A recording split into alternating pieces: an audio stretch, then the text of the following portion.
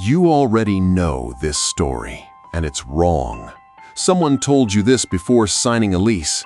Renting throws your money away. A mortgage builds equity. Buy young, buy anything. Stop paying someone else's loan. Except that's not what happened. You've heard the rest of it from your parents at the dinner table, from a real estate agent at an open house, from a home renovation show that ends in happy tears at the closing table. Buying a house gets treated like a rite of passage, right up there with getting your driver's license, something you're just supposed to do, on schedule, no questions asked. In 2013, a Yale economist won the Nobel Prize in economics for spending 3 decades doing something nobody had done before, pricing the exact same American houses sold and resold all the way back to 1890. His data has an answer for that mortgage math you were handed. You are not going to like how small the number is. Don't take my word for it. Here's the record. Robert Shiller and his colleague Carl Case built something new, an index that tracks the same individual homes across every sale, not just whichever houses happen to sell that year. That distinction matters. A simple average of homes sold this year can jump around depending on whether more mansions or more starter homes happen to change hands. It's comparing different objects and calling it a trend. Case and Shiller instead followed the same house, sold and resold decade after decade, which is a far harder number to fake. Their data set runs 136 years deep, back to 1890, before your great-great-grandparents were born, before the automobile, before income tax existed at all. Their published conclusion?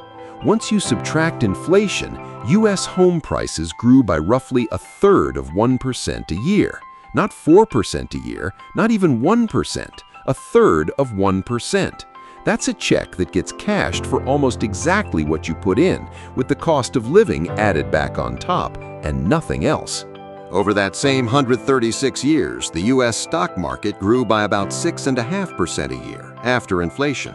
Here's what that gap actually means. Put $50,000 to work at 6.5% for 30 years, and it grows to roughly $330,000.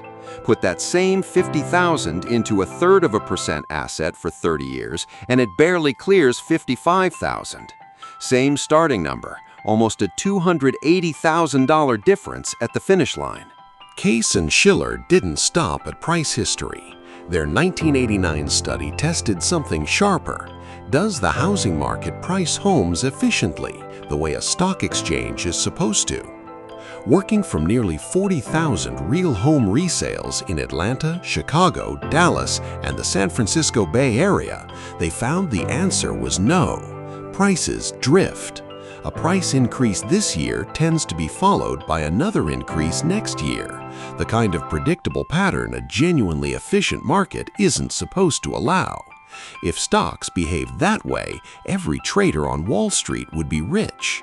Your house's price, in other words, doesn't behave like a smart investment. It behaves like something slower and stickier. So why does it still feel like buying always wins? Because one piece of the myth is true. A mortgage forces you to save, whether or not the house itself makes you richer. Every payment chips away at what you owe, whether you meant to save that money or not. That part is real. It just isn't the same thing as beating the stock market. It's forced savings wearing an investment costume. So, if American housing barely grew for over a century, why do so many people in so many other countries swear that buying made them rich? Here's the complication the myth never mentions. In 2019, 5 economists published the largest study of its kind, real returns on housing and on stocks across 16 advanced economies, including the United States, over 145 years, from 1870 to 2015. Globally, they found housing returned about as much as equities did, 7.1% a year for housing, 6.9% for stocks, almost dead even. So which is it? Flat, like Shiller found for American house prices, or roughly equal to stocks, like the 16-country study found? Both are right. They measured two different things. Shiller measured how much your specific house rises in price alone. The global study measured your total return, including the value of living inside it instead of paying someone else rent every month. Comparing those two numbers the way the myth does is like judging two job offers by looking only at the base salary and ignoring the health insurance, the signing bonus, and the retirement match. You have to add up the entire package before you know which offer actually pays more. Add up the whole package, your down payment sitting somewhere else instead of in a house, your property tax, your homeowner's insurance, your maintenance and repairs, your closing costs twice, once buying, once selling. Weigh all of that against a renter's freedom to invest the difference every single month.